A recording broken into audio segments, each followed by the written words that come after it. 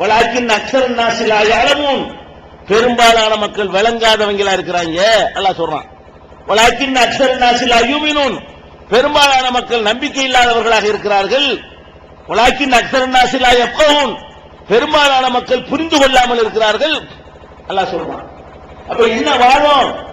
அதிகமான பேர் எங்கே இருக்கிறார்கள்?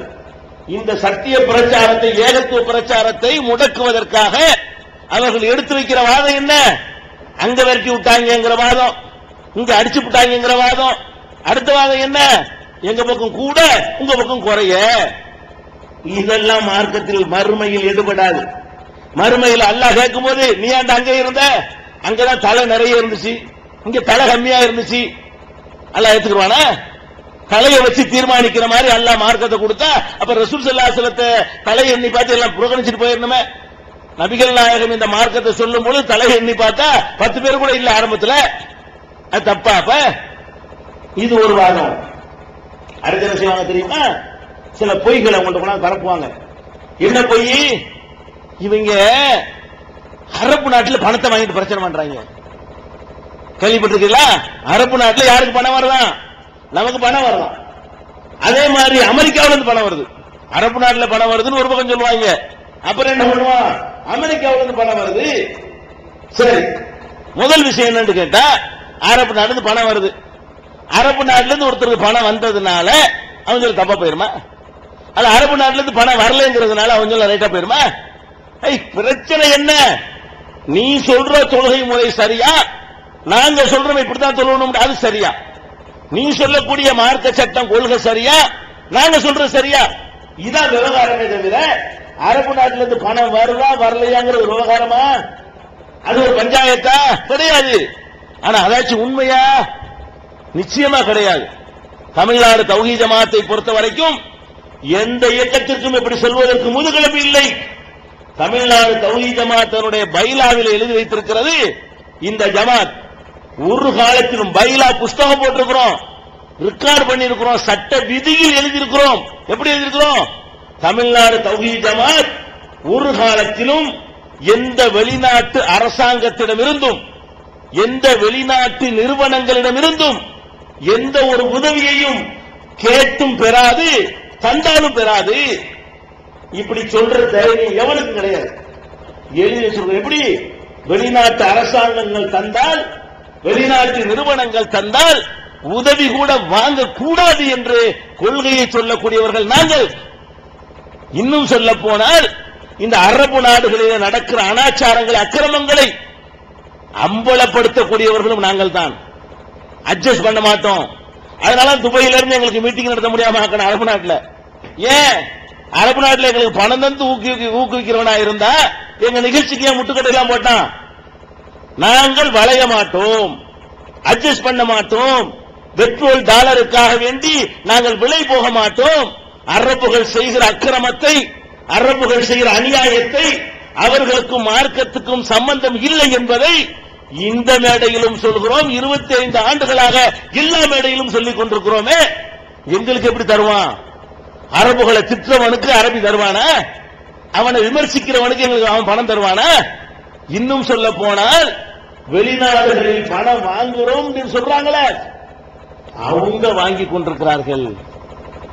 இன்றைக்கு இந்த உலமா சபை மூலமாக எத்தனை பள்ளி வாசல்கள் கட்டுவதாக சொல்லி வெளிநாட்டிலே நீங்கள் பணம் வாங்கியிருக்கிற மறுக்க இயலுமா? எத்தனை ஊர்கள்ல நாங்களும் தௌஹீதை சொல்கிறோம் என்று ஒரு பேனரை வைத்துக் கொண்டு வெளிநாட்டுக்கு எழுதி மதரசாக்களுக்கு நீங்கள் உதவி வாங்கவில்லை என்று உங்களுக்கு சொல்ல இயலுமா? மதரசாக்கு உதவி அவர்கள் வாங்கிக் கொண்டிருக்கிறார்கள், பள்ளிவாசல்களுக்கு உதவி அவர்கள் வாங்கிக் கொண்டிருக்கிறார்கள். இன்றைக்கு உமராபாத்திலே கட்டப்பட்டிருக்கிறதெல்லாம் வெளிநாட்டு பணம் இல்லையா? மறுக்க இயலுமா? வேலூருக்கு வெளிநாட்டு பணமே வரல நீங்க சொல்ல இயலுமா? வராத ஒரு ஜமாத் இருக்கிறது என்று சொன்னால் தமிழ்நாடு தௌஹீத் ஜமாத்துக்கு தான் வெளிநாட்டு பணம் வரல, வராது, வர முடியாது. இன்னும் அதே போல அமெரிக்காவில இருந்து வருது. அமெரிக்காவில இருந்து நமக்கு பணம் வருதான். யாருக்கு வரும்? ஏன் அமெரிக்காவுக்கு ஆலவட்டம் போடுறான் அவனுக்கு வரும். எங்க கொள்கை என்ன? தாகத்தில் துடிக்கிற நேரத்தில் கூட அமெரிக்க தண்ணியை குடிக்க கூடாது எங்க கொள்கை. நாங்கள் என்ன கொள்கை மக்கள்கிட்ட பிரச்சாரம் செய்கிறோம்? ஒரு காலத்திலும் அமெரிக்க பொருள்களை யூஸ் பண்ணாதீர்கள், அமெரிக்க பொருளை வாங்காதீர்கள், கொக்கோ கோலா பெப்சி போன்ற பானங்களை குடிக்காதீர்கள். ஏனென்றால் அதுல வரக்கூடிய வருமானத்தை வைத்துதான் அவன் குண்டு தயாரித்து நம்ம மக்களை அழிக்கிறான். அந்த பாவத்திற்கு துணை போகாதீர்கள் என்று நாங்கள் சொல்லிக் கொண்டிருக்கிறோமே. இதை எந்த உலமா சபை சொன்னதில்லை, தப்லீக் சொன்னதில்லை, வேறு எந்த நிறுவனமும் இதை ஒரு கொள்கையாக எடுத்து சொல்லவில்லை. நாங்கள் சொல்லிக் கொண்டிருக்கிறோம். இப்படி சொல்றவங்க தான் ரூபா தருவான். அமெரிக்காவில் எவன் அமெரிக்காவை எதிர்த்து பிரச்சாரம் செய்கிறான் அவனுக்கு தான் அமெரிக்காவில் ரூபா தருவானா? அமெரிக்க பொருளை யூஸ் பண்ணாதேங்கிறோம். இஸ்ரேல்ல இருந்து பணம் வருது. எப்படி கதை? நமக்கு எங்க இருந்து பணம் வருதான்? இஸ்ரேல்ல இருந்து பணம் வருது. இஸ்ரேல்ல இருந்து ஏன் வருது? இஸ்ரேல் கொள்கை எந்த கொள்கையை நாங்க சொல்றோம்? இஸ்ரேல்ல இருந்து பணம் வர்றதா இருந்தால் யார் எங்களை எதிர்க்கிறார்களோ அவங்களுக்கு வேண்டா வரலாம். ஏன்? அவங்க தான் இஸ்ரேல் கொள்கையை பூரா அப்படி கடைபிடிக்கிறாங்க. நாங்க இஸ்ரேல் கொள்கையை எதிர்க்கிறோம். இஸ்ரேல் கொள்கை என்ன? ஹதீஸ்ல இருந்து நபிகள் நாயகம் ஸல்லல்லாஹு அலைஹி வஸல்லமுடைய பொன்மொழிகளில் இருந்து இஸ்ரேலுடைய கொள்கை என்ன? யூதர்களுடைய இஸ்ரேல் யூதர் தானே. யூதனுடைய கொள்கை என்ன? யூதனுடைய கொள்கை என்ன? நபிகள் நாயகம் ஸல்லல்லாஹு அலைஹி வஸல்லம் சொன்னார்கள், லஅனல்லாஹுல் யஹூத வன்னஸாரா இத்தகது குபூர் அன்பியாஹி மசாஜித்.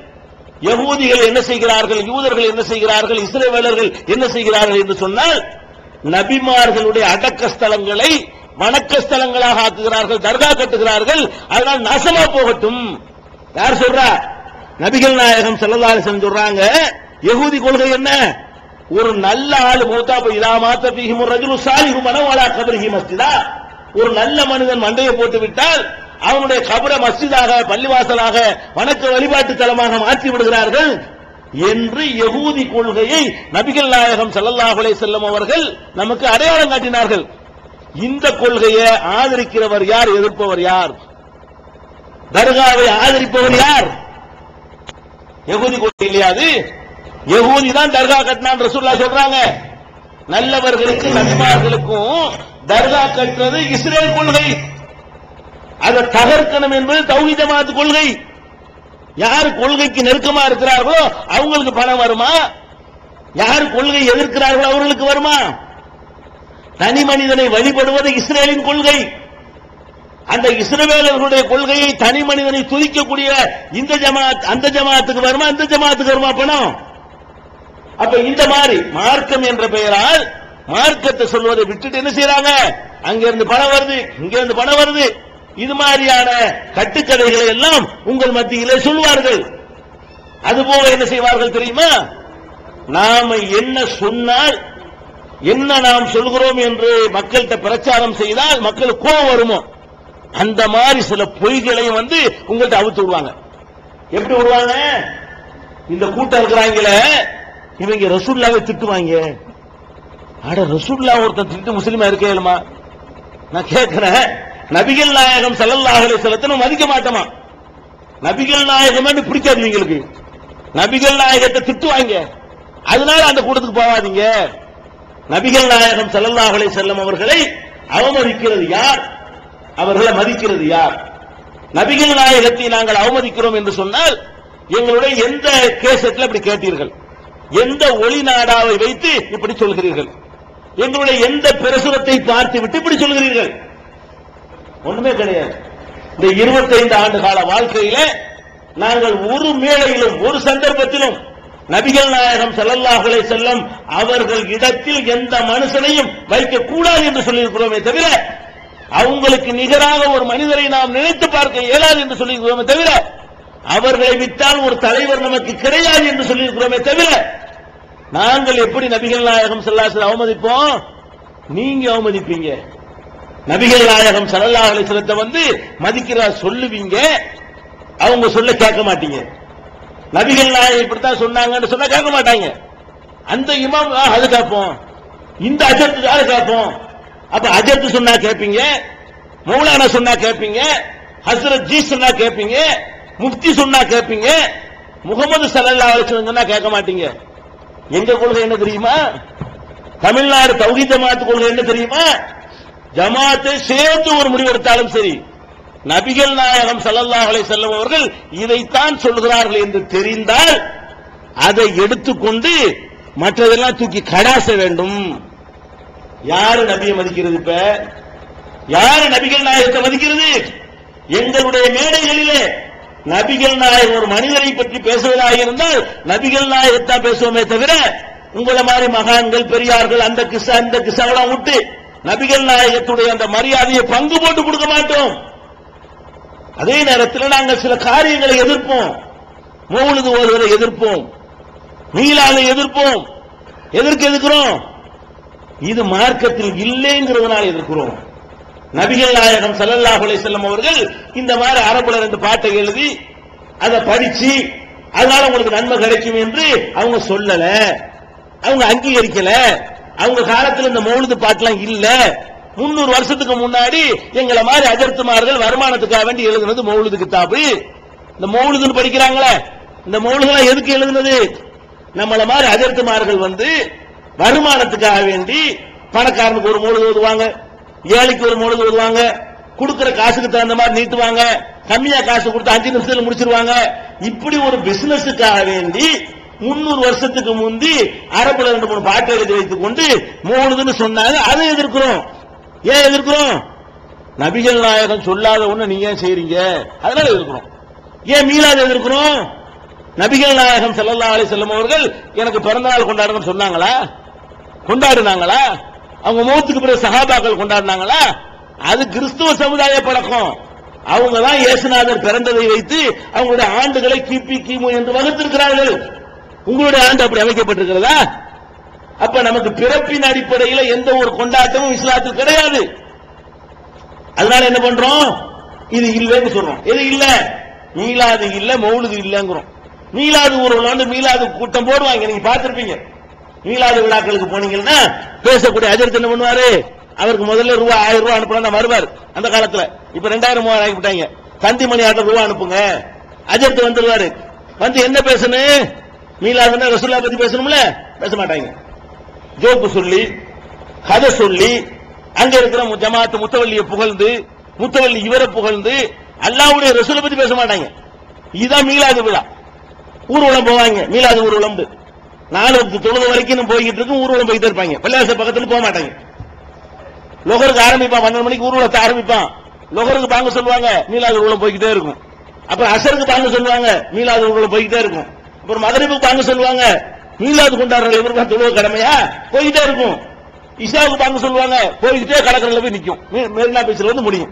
இதான் மீலாது விழாவா? இதான் ரசூலுல்லாஹ் கொண்டாடுற முறையா?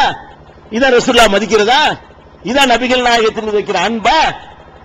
இதெல்லாம் எவனிடமிருந்து கற்றுக்கொண்ட காட்டு மிராண்டித்தனங்கள். இதை சொல்வதற்கு நபிகள் நாயகம் ஸல்லல்லாஹு அலைஹி வஸல்லம் வரல. அப்ப இந்த மாதிரி காரியங்களை நம்ம மறுக்கிறதுனால நமக்கு என்ன செய்வாங்க? இவங்க நபிகள் நாயகத்தை மதிக்க மாட்டாங்க. எங்களை மாதிரி நபிகள் நாயகம் ஒரு விஷயத்தை சொல்லி உலகமே அதுக்கு மாற்றமா சொன்னாலும் தூக்கி எறியுங்கள் என்று சொல்லக்கூடிய ஒரு ஜமாத் இது. நாங்களே நபிகள் நாயகத்துக்கு மாற்றமா சொன்னாலும் சட்டையை பிடிச்சு கேளுங்க அப்படின்னு சொல்லக்கூடிய ஒரு ஜமாத் என்பதை நீங்கள் புரிந்து கொள்ள வேண்டும். அதனால இவர்கள்ட்ட அவுலியாக்களை எந்த அவுலியா நாங்க திட்டணும்?